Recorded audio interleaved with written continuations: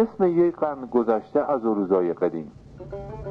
چی میدانم، چی بگم، کی یادشه، دل میدانه که تا حالا شی کشیدم، شی گذشت از سر من، سر کردنم خدای عادل میدانه.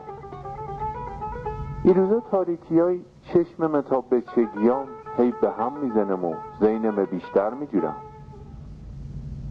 پول میشم به حال اوضاع روز عمرم که گذشت، مثل ای که حالا 100 سال از او روزا دورم.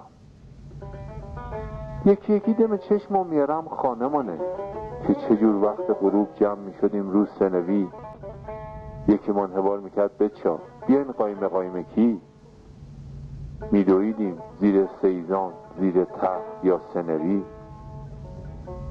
ننه من روز سنوی تو تویجه نوناب میزد، رو اجاق شام با بوی پیاز و آلت میجوشید. شاباجی از تویجه نون سرفه میاشت، بعد با جلد و گوله روی اجاق میپوشید.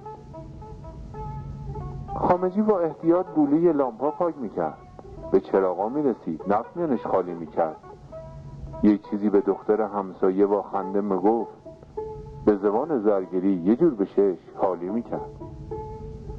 بوی کاگل، لال عباسی و آبپاچی عصر با صدای کوچه و بانگ اذان قاطی میشد.